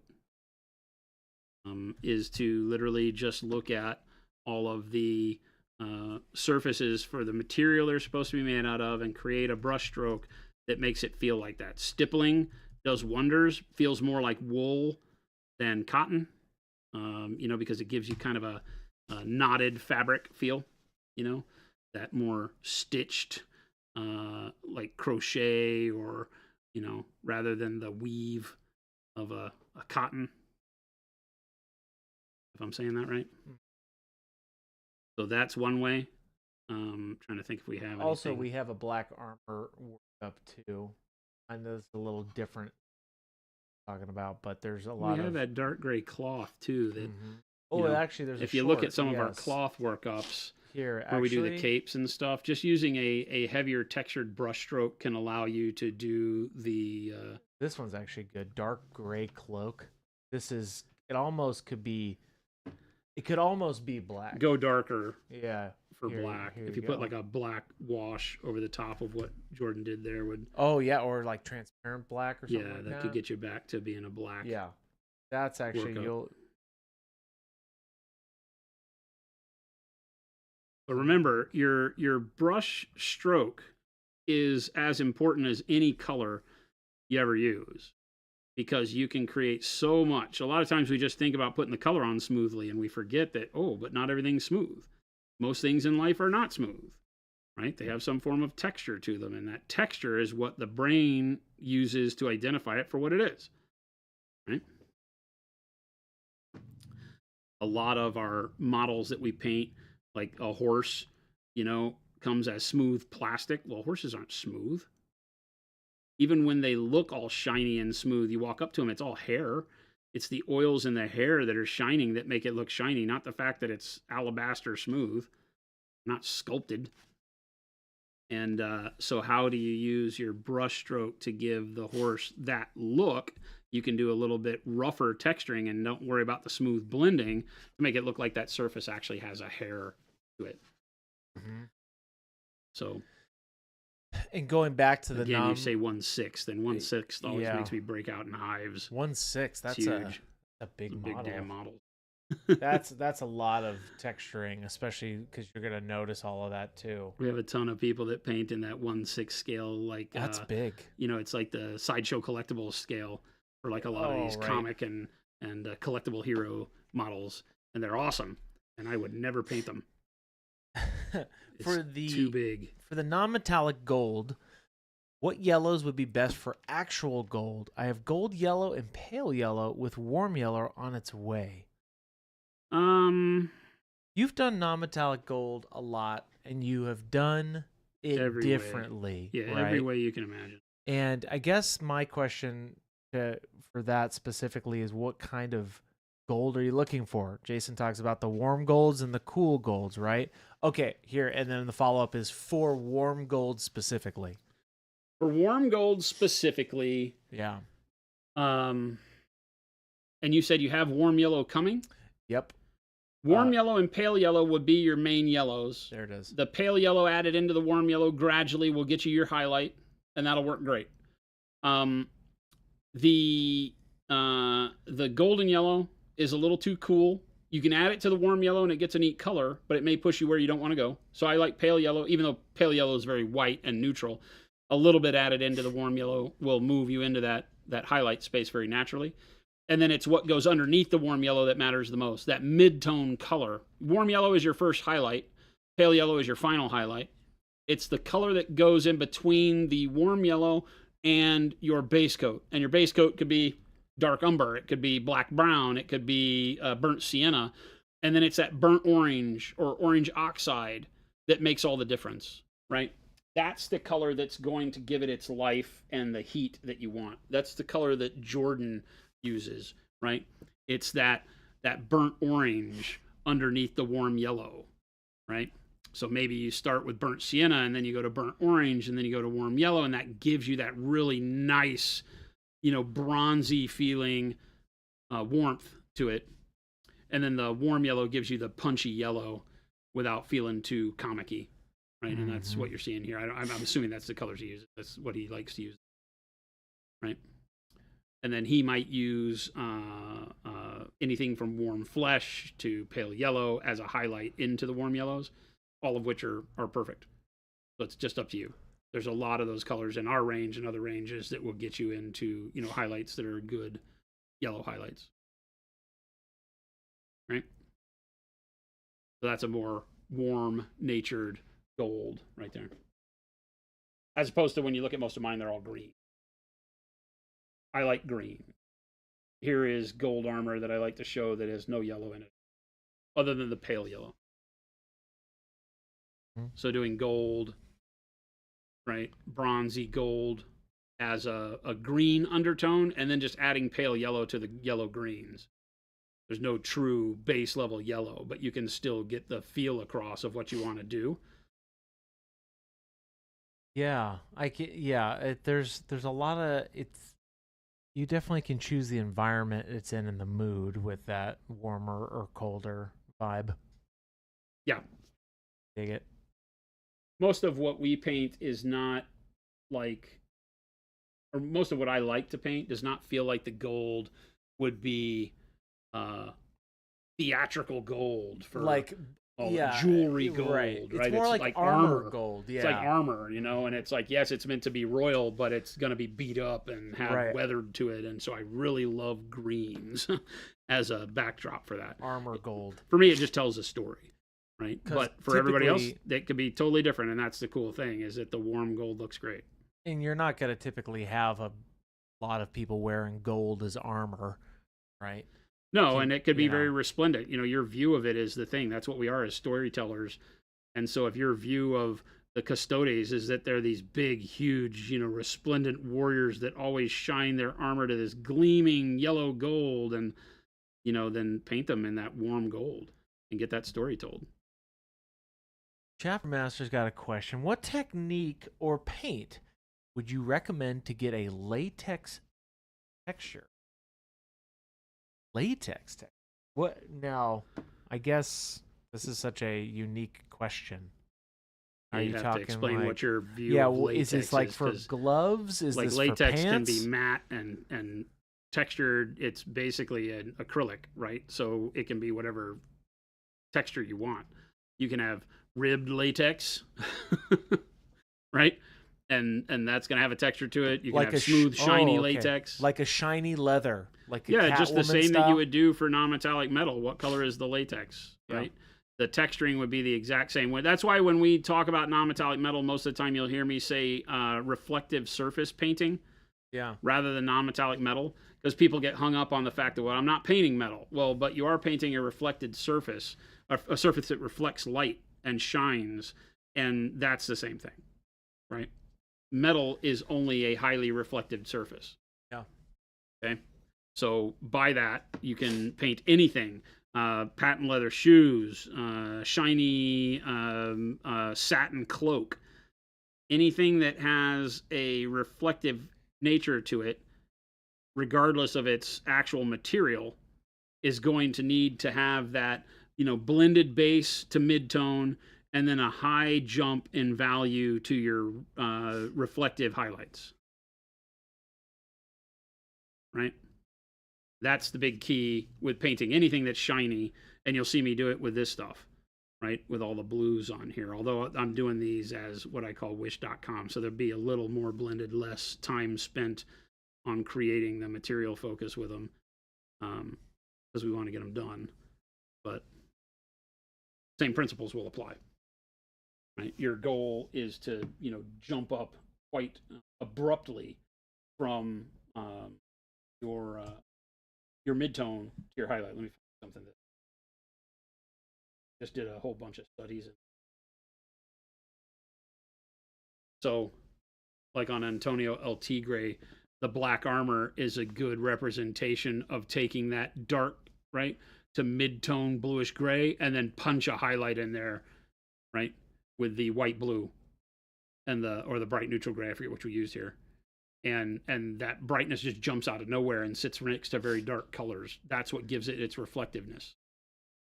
As opposed to the gold, right? The gold is still reflective, but it's less of that highly polished, right? And more of a dull shine to it, right? We don't have as many abrupt shocks of brightness. It's just all over, right? You can see like the abrupt shine on the black shoulder plate, and then the fact that the shine is blended out further on the gold makes one of them feel different and less reflective, right? So you would do anything you wanted shiny the same way. A lot of times the model is going to dictate a lot of what it looks like. Like that armor, you can tell is big, bulky armor because of the way it's sculpted.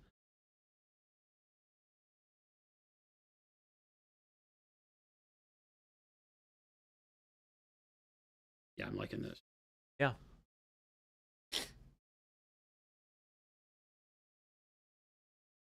Yeah, definitely test it out. That's kind of the thing with all of the non-metallic metal stuff. If y'all hadn't tried it, you just have to practice it and practice it. We do a lot of it here. So we'll walk you through all the steps. Right now, I mean, this is the beginning step. Very dark base tone. Where you go from your very dark base tone is a lot of technique base. A lot of artists will do it in different ways. Some may start painting their brightest reflections right over the top of the darkness. If you're like me, you'll go to your midtones and build up like you do everything, and then you'll just take a big jump when you get to your bright color. And that is the single hardest thing for people to learn, because nothing else we paint does that. Everything else that you will spend your time learning teaches you to gradually blend from one color to the next so that you get smooth transitions and gradients across all of your surfaces. And that is 100% right until you want to paint shiny stuff. Shiny stuff loses that gradient because the light interrupts the gradient. You know, go look at the shine on your car. Around the shine, you can't tell what color your car is because it gets rid of all the midtone. It oversaturates with light all of the color. And so the color goes away and just the color of the light and that bright reflection exist. So that's where your whites, your pale yellows, all of those shine colors come in and knock back the color. And then the color starts appearing again some distance away from the shine based on how bright you want your light to appear. So if it's a very tight shine, then the object may be very polished and you get back to seeing the environment very quickly. You know, you think of a mirror. Yeah. The mirror, in order to work correctly, has to be polished, because the dirtier the mirror gets, the more reflective the light in it starts to bleed out. You can't tell what you're looking at. If you coat a mirror in dust, it still gets bright when you shine a light into it, but you can't see anything reflected back. Yeah. Because the reflection is dispersed by the dust and it extends over the whole surface. The more it's polished and clean, the more every light reflected into it tightens up into exactly a mimic of itself, a reflected version of the light. Right? You look at the polished Darth Vader helm in Star Wars, you can see that the lights in the ceiling are circular pin lights because there's these little round dots of light in his helmet, and then it goes immediately back to black because his helmet is so shiny, so polished and reflective that it acts like a mirror and you see the environment. So you get back to color quicker the more polished and shiny a thing is. As your car gets dirtier, you start to have the light reflects out further and it's harder to tell what color is it. It's why all the colors on your car tend to look like it turns gray. Yeah. It's not that the dirt is gray, it's that the reflective nature of the light that it's in starts to gray everything out and desaturate whatever color is really there. So think in those terms. Shinier it is, the quicker you go from bright to dark on your reflective and dark reflections and environment colors. The duller it is, the longer it takes you to get back to color. Alex has a question. Quick question for the base coat you're doing with the blue. Yeah. Do you thin the paint or use it Nah. straight out of the pot? Straight out of the pot, a little bit of water on the brush to make sure it doesn't gum the brush up too bad. This is where as I dip the brush in my cleaning jar, I'm basically then wicking as close to all the water off of the brush as possible before going into the paint. Right? I don't want to thin the paint because I want it to cover in one coat. I don't want to have to come back and do 2 coats to get it to cover. And keeps the paint honest. Yeah. Chat, we're not going to be here tomorrow. What? Oh, that's right. Good gosh. just We got to find a week where we stream all 5 days, Chris. I just realized that. It's been a while. Since Adepticon, I think. I don't mean to scare you, chat. It just came to my mind. I'm like, what day is it today? It feels like Monday. Tomorrow is our quarterly staff meeting. Right. And I'm sure everybody here can appreciate it. We do a big deal with the staff on a quarterly basis. We do monthly staff meetings, but our quarterly is the big one, where we bring everybody up to date, health check on the company, applaud all the people that are doing a great job, which is pretty much everybody. And then tomorrow we're doing something really fun. What are we doing? Well, I'm not telling you because I think it's supposed to be a surprise. Oh, wow. So, yeah, but we're doing something really fun with everybody. The whole crew is getting a half a day to hang out and have some fun tomorrow. So we will not be streaming. So we won't be streaming because the half a day we're taking is the second half. But we will be back. Orders will be shipping out as normal. So if you got an order in the system, don't sweat it. All of that will be happening. Business as usual as far as fulfillment goes and all that. We will just be cutting out at lunchtime and enjoying our day as a big group of fun lovers of Monument hobbies. Yeah, we'll stream the Monument staff meeting, Spaznat. That's what we'll do. And here's our quarterly financial update. We are transparent with our financial update with our employees, not with you guys. We don't trust you guys. You guys will go sell that information to the highest bidder. That's right. When doing mixed infantry and machines, would you use the same base coat like this blue for everything, or different base coats for different stuff, wearing more fabric? So, is your question, are you using more of like just universal bases for your armies there? Well, I think if I were painting Tau Army, Yeah. and I had a bunch of Fire Warriors too, I would paint the Fire Warriors the same exact way I'm painting this guy. What might change is I might use, like, say the Fire Warriors, they're smaller, right? So you can't get as many colors into the same amount of small space as you can on this big guy. Maybe I can put 6 colors on this guy and still see all 6, but on a Fire Warrior I can do 3. So there's a limitation of space that makes it, but the base color is typically the same. So I use dark navy blue on this guy. I would use dark navy blue on all my Fire Warriors as the base color. Then I go to slate blue. I really thought that was great, so I'd probably go to slate blue, but it would be between slate blue and cool blue as to what I would kill. Okay. Right? So I would take a look and say, okay, on the fire, I'd probably do a test Fire Warrior and say, okay, do one that goes dark navy blue to slate blue to white blue. I feel like that might have too much contrast. So what I'd probably do is go dark navy blue to cool blue to white blue. And I would eliminate slate blue. Slate blue gives us a nuanced mid-tone on the bigger model, but on the smaller model, probably not as big a deal. It's usually better to eliminate a dark color than a light color. That's not always the case. Depends on what you're painting. But that's kind of my 50,000 foot level of it. Yeah, I would use the same base coat. I know that's what the question was. Yeah, you want the Definitely army would in be general to unified. tie together. And the best way to do that is your base coat and final color.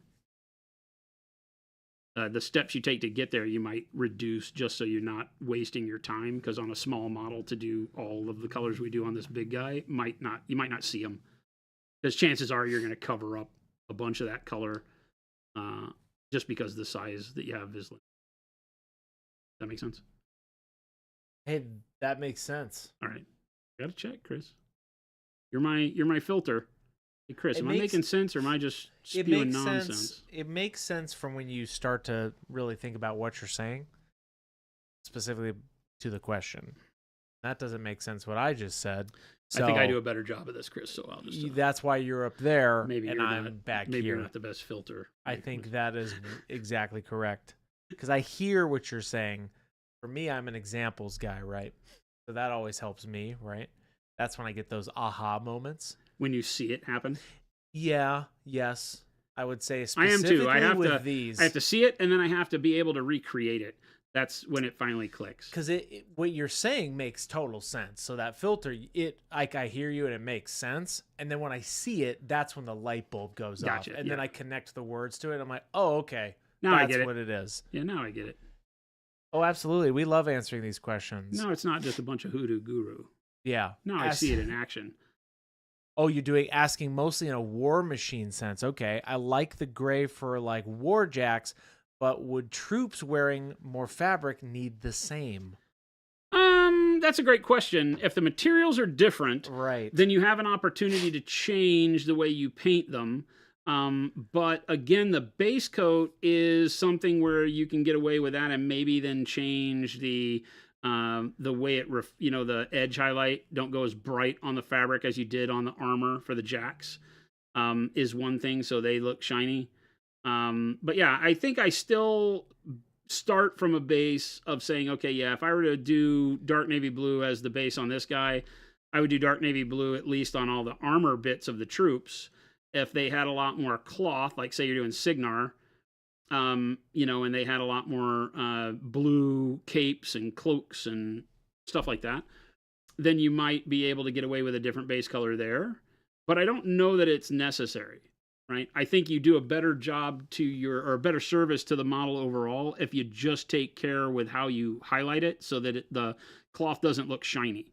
So remember that you might say, okay, I'm painting these guys with their cloth the same color as I did his armor, but I might not go to, like on this, if I go to pure white blue as a highlight on this, I wouldn't go to white blue as a highlight on the cloak. I'd stop with the highlight color, whatever was below that, because cloth doesn't shine as much. And that makes the blue on the armor look different than the blue on the cloak because the bright colors are different. And a lot of what the eye registers is the brightest colors interaction with the midtone, not the shadows interaction. The shadow becomes, because there's less contrast there, generally, if you're doing dark colors, there's less contrast between the shadow and the midtone than there is between the highlight and the midtone on shiny stuff. And on cloth, same difference. So you just push the highlight down to where it's not so bright on the cloth, but you can use the same color, just stop early. That makes sense. What about something like Skaven that don't seem like they're all wearing the same similar colors?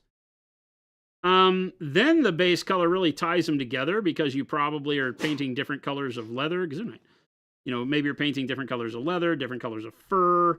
The army is very disparate. They're not all sharing the same. They're not very uniform, and that's awesome. But yeah, then you want something that pulls them together, right? Because they're not as easy as Space Marine armor, where everybody's wearing the same stuff. And you do it by doing the same base color. And so something like dark purple or dark navy blue or dark blue would be great because it's a great shadow color for no matter what you painted over it. I could take this dark navy blue and turn it red. I could turn it green, turn it yellow. It would be a great color for everything.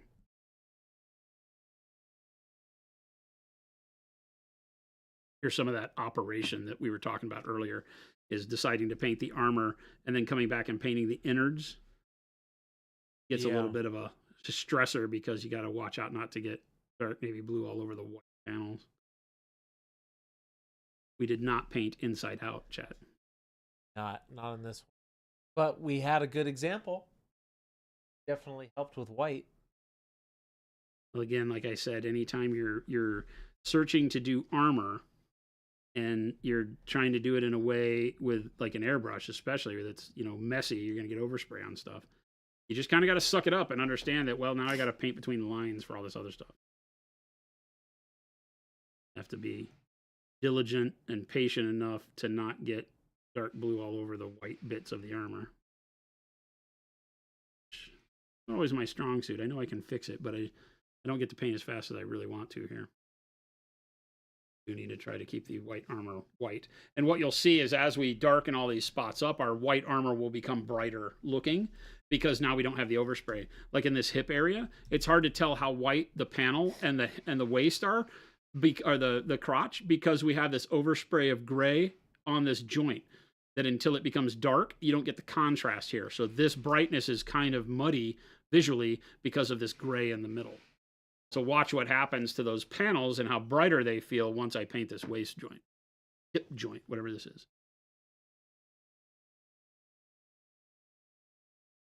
We talk about with the airbrush, a lot of times before you go making too many color decisions after airbrushing a big part of the model, paint over all the overspray. Even if it's on the base, believe it or not, it's one of those kind of, I don't know what's wrong with it, but it doesn't feel right moments because you have all this overspray around the feet and it's causing a glow that throws your brain off. Like you can't really tell, like, are the feet right? I don't know, because there's this brightness around them that makes it very fuzzy as to whether or not the coloring's right. Yeah. But instantaneously, look at the thigh plate. Yeah, and how much brighter it looks because now it's sitting next to the dark blue. Same thing over here once we cut this in. Get rid of that mid-tone gray. And all of a sudden, everything starts coming into focus better. One of the most important things you can do anytime you're airbrushing is just get rid of all the overspray. Now that whole crotch and waist area looks tons better.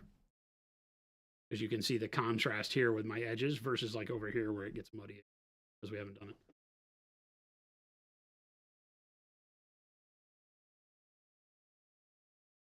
And normally when I'm not going a million miles an hour, I would have gone and paid a lot more attention to this when airbrushing to not get quite as much color up in there, but we were going really fast. We did this whole airbrush white in one stream. So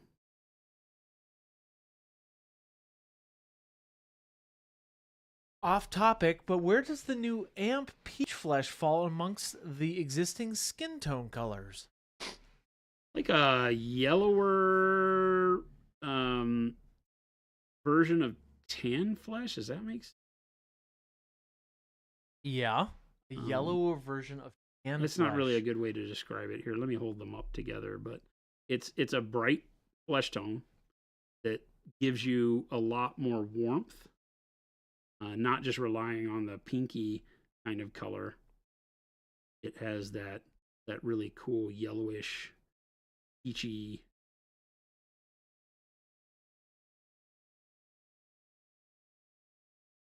Oh, hang on. I'm trying not to Yeah, get, you're good. I'm trying not to get all messed up here. The hardest spot to get to it. Gonna not painted. Don't pay attention to that, chat. So peach flesh, tan flesh. Uh-huh. It's a brighter version, and you can see that it starts trending towards yellow. Tan flesh, peach flesh. Right? So, fortunately, the camera doesn't read that label very well. You know, it's funny. Which one are you talking about? Anything that has yellows in it Tan flesh. I struggle with the color with specifically our cameras. Yeah. And I've actually tried multiple cameras. Tan flesh, so that's why like my color correcting whenever I do something with tan flesh, I really got to work at it. Yeah. It's so interesting how cameras can't pick up a certain certain color colors because unless of the blends, unless I change the entirety of the white balance and then then everything other else is color wrong. off. I did that with my It's so computer. I interesting. balanced it to a particular color, and then everything else was too warm. Yeah, it's just some and how All they my do. whites look yellow on my screen, so I was Yeah. like, nope, that doesn't work. Oh, and I believe the hue chart is updated on the website. Yeah, it is. It's done according to the way I arranged my paints. Look at that. That's right. Team asked me to rearrange my paints so that they could get an understanding of what I thought the hue chart should look like Right. with the amp paints added. And so when I did it the other day, it had a twofold impact. Now you can go on the color brochure section of the website, and you can see the new by hue Curl chart that has all the amp colors in it. And it's been redone, so the old one is no longer, I won't say right, but I've gone in and done it my way. This is the Jason way that all of our paints stack up. Right. The way that the actual designer of the colors feels like they should go in this order. Not that that matters, or nor should you let that push you in any direction or another. But a lot of people always ask, like, how would I display my colors if I wanted to go by hue? Now you got it. There you go, chat. I do love you. Do you? Yeah. I actually Color do. brochure. I Here actually we go. do love our customers. What? Get all that info right here, chat. Going. All updated.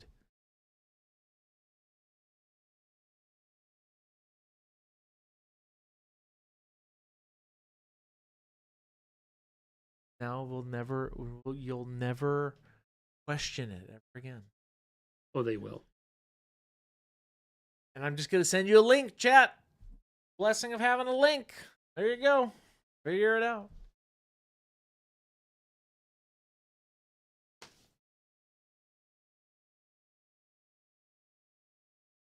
Jason does love Hugh. Damn it. I love you, chat. See? Boo-ray. Caught me on that one. Yes, you caught me that's- on that one. That's great. Damn it. Jason loves Hugh. Perfect.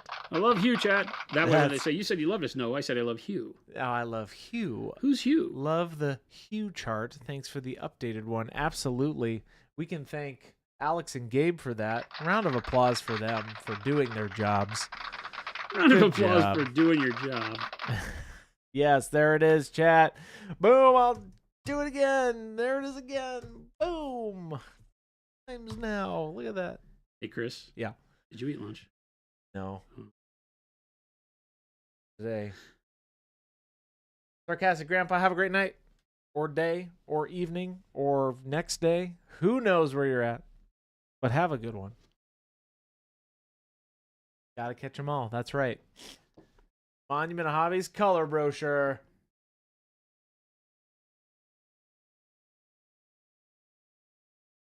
Rattlecan asks, Jason, are the color charts getting printed? Also, the theories getting hard printed? We haven't discussed that. No. I don't. Why? The color charts? The color. You can get a color brochure. The brochures, the PDF you can just download. Right. And off the web, Yeah. right? The link on there when you click them gets you the PDF, and then you can print it out. You can take the PDF. We don't hamstring it. You can take that PDF and go print it out on whatever format. We've had a lot of people do that. Will we print them? We usually do an annual brochure. It's tough to keep updated, so we're not Yes. as excited about it as we probably should be. Well, Because by every the time we print one and spend all the money and time on it, it's out of date. There's another one. There's Yeah. another paint. It's like, oh, you didn't put the heavy bodies on there, and those come out next week. It's just we're really bad about that here. Doesn't mean no. Well, you just like you said it, then it becomes out of date, and then we wasted money or something like that. It's like, well, the updated one is always on the site that you can download. Yeah. Right. That's Yeah, it's really like what it digital comes down rules to. versus buying another rule book, right? That's right. Hey, that's right. I got a Phillip hair ankle. A Phillip hair. Yeah, I got like in the glue, like a cat hair. You ever seen anybody's models who has a lot of cats? Gabe's. Is Gabe's models? Do they have No, cat hair he on doesn't have cat hair. He doesn't on have him, cat I don't hair, does he? think. It's always funny. I've known people that are like, yeah, all my models have cat hair. If you look at the basing on the models, it's always got cat hair on it. Whether it was there when they glued stuff down so it's there forever, or it's just new because their cat was walking around. And if you own cats, you have hair on everything. But I catch it all the time. I'm like, hair in the glue joint. It would be awesome, says Michael Holtz, if you released a generic skin tone set that had dark Asian, Caucasian, and Orc, and maybe another alien skin tone set provided a starting point. To provide a starting point. Interesting. Make it. We do a build your own paint bundle. Yeah. We have all the colors. So what we've traditionally done is we just offer the same set discount. And what we could do and what we've talked about is that having a link that you say, hey, here are all of the dark flesh set. And we'd put the colors we use for dark flesh, and you'd click a link and it would put all the individual colors in there. I don't think we will do packaging as such, because we've been doing the paint sets the way we have for so long that if I released a flesh set, most of our customers would think it was new colors. Okay. It would be very, very confusing for our entire customer base, because we release all of our colors in expansion sets that just have the new colors in them. And we got to be careful there. I've thought about it for years. Like, how would I release a flesh set? Because the customer service need on something like that would be tremendous, as people bought it and said, hey, I thought this was all new stuff. Can I return it? I'm like, oh, because no matter what we write, nobody reads. So that's why we do the build your own set, because you always know better what colors you want. And then we give you the ability to do things like look at our methodologies, all of the tutorials we do on here, and people come in. That's why a lot of people ask, like, hey, what would you do for your non-metallic metal workup for steel? And I'll read out the list of colors and they'll go do it. And so what we should do is capture all of that, like the wisdom of the Monument Studio in color. Yeah. And then say, what would we do for these colors? And then put together links you could pick that would put all of those colors in your basket. Yeah, that's the thing that we've talked about, that coding for, like, okay, if I had this methodology and if I had a link to this methodology and there was a way that we could code it where you clicked the methodology and it put everything into your cart. Right? Yeah, and that way That's you could something take we've out the talked ones you about. already have, because I'm always, we're just very sensitive to the fact that I don't ever want you to buy a set that already has a color you have that you don't need another version of. Yeah. Don't spend any money with us or anybody else for that matter for something you already have. Duplicates suck. Nobody likes them. And unless it's a color you use all the time. Yep. And so for us, that we're just very cognizant of that. We want to make sure that you get what you need and that everything you wind up with is something you'll use. Because I don't know what army you're doing next. And if I say, hey, here's a really cool flesh set, and you've already got 6 of the colors, but 3 of them you don't, then what good is the set? You'll be better off just getting the listing of the colors. Or like Chris said, click the button, get all the paints in your that's cart, and then definitely take out been- what you already have. That has definitely been on our ideas list. But that's right there. That link is to our methodologies, which we And on the posted other website, day. you have the color swatches, and you can select flesh tones, and it'll filter our entire line to all the flesh colors. Yep. And then now it won't do alien because obviously every color is a flesh tone. Sure, yeah. Once you get to a certain point. But for human skin tones, you hit the flesh swatch on the website, and it'll take you to everything that I have personally gone through and labeled as a skin tone. I think they're all there. Yeah. I think so. I might miss some, but I think I got them all done. Pretty dang. Yeah, and then you have all the colors to choose from, and once you put 8 or more in your cart, you get the set price. So Yeah. you benefit from it being a set in terms of getting the 10% discount on the bundle. Yep. No matter what, whether we build it. Same with the base set, they're all the same discount. So if you were to take all 24 of the base set colors and put them in your cart, you'll get the same price as you would if you just bought the base set. It's really just convenient. And a little bit of a discount. Jason. Except for the 69 paint set. That's the different. Mega Bundle is like the best deal on the planet because it's like Just get that 22% off. It's ridiculous. Our stores yell at us. They're like, why do you do that? Well, we want people to have an amazing deal to try out the paints, and then they'll come buy all the singles from you. That's right. Jason, it's about that time. Hey, I don't need to hear that from you. I don't need that negativity in my life. 3 minutes. I don't need that kind of negativity You in my have life, 3 Christopher. minutes. The amazing things I can do in 3 minutes. I'll write a book about that.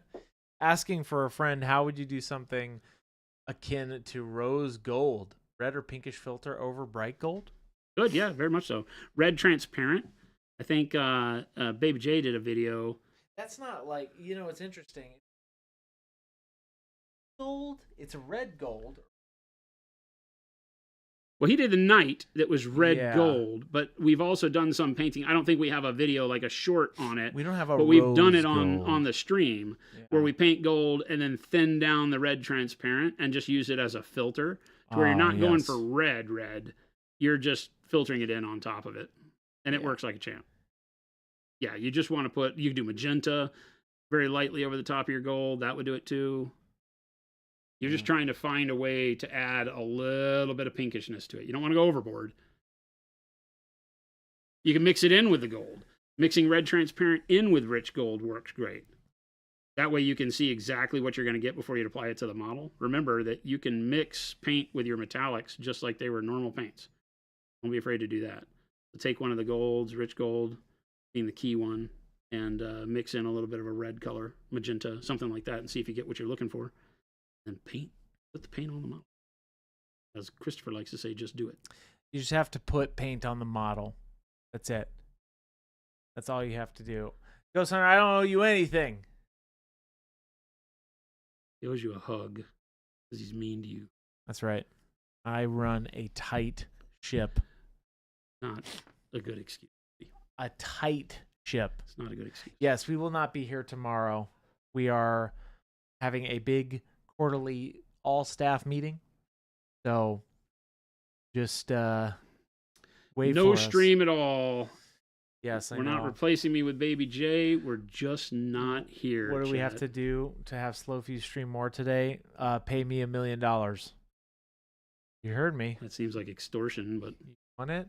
You all paid me $1 million. I have $1 million bill in my desk. I'll give you No, I want $1 million. like $1 bills, $1 million $1 bills. Yes. Christopher, that's extortion. If you do that, I'll do a 24-hour stream plus some. Extorting us, Chad. Extortion. No, you cannot pay in peanuts, Avian. If peanuts are worth $1, If peanuts were worth $1, and Avian gave Sure. you great. 1 million peanuts, would that satisfy the need here? Oh. Yeah, what would I do without you? Many things is the answer. All the things. All right, well, I got the legs framed in pretty well, That's looking good. right? Check that out, So Chad. I got the gun and stuff, but you can see how the panels start jumping out a lot better once we get the overspray gone. We're getting there. We are. Big ass model is big. That's right. Chad, it has been absolutely wonderful. Oh, I misspelled YouTube there. There you go. See what I do for you? I put in links. That's What I do. Chad, I think Chris needs a hug today. Get some hugs and handies in I chat don't for need Chris. I don't need anything. For Christopher. I need chat to calm down and be here on Friday when we come back. We love you. Oh, what a day. That's right. No. Jason loves Hugh. Jason loves Hugh. I don't know about Christopher, but Oh, boy. Oh, no, I don't approve. I don't approve. Thank you so much for hanging out with us today, everybody. It's been a wonderful Wednesday. I hope you've learned a couple things. I had a bunch of really great questions in chat. Keep them coming. did. This is what we live for. Hopefully we were able to help you out. Make sure to follow the links that Chris has so eloquently thrown up in chat. And check out monumenthobbies.com, our FLGS store link to find some good hobby products next time you're in the hankering for some new stuff mood. We'd love you to try out our stuff. Make sure you join the Discord, as Ghost Hunter points out. 5,611 amazing artists in the Discord watching Jason play Operation on stream today. So just don't make the nose glow. I always hated that game. It always scared the piss out of me whenever I would hit the sides and the nose would blow up and my Not family an would easy yell at me. game. I felt hated. Hated. It was too much for me, man. Delicate person. I am a delicate person. Thanks for hanging out, though. Make sure to also join us on YouTube, where you can check out all of the live streams from the past. You can go see what we've done. You can go see how we painted the white armor on this Tau guy, or any of the other millions of things we've done in the 9 years we've been here, although all 9 years are not on YouTube. Just most of them. This is true. Love your faces. Make sure to tune in. If you're new here, hit the follow or the subscribe button over on YouTube so that you'll get alerted for when we go live. We do this Monday through Friday from 2 p.m. to 4 p.m., except for Thursdays when we have quarterly staff meetings. Like tomorrow, we won't be here, but we'll be back on Friday to head you off into your weekend. We'd love to see you back. So please continue to be part of our wonderful community. Stick around. Chris is going to find somebody to raid, show some love in the chat we wind up in, and we'll catch you back here on Friday. Adios, gang.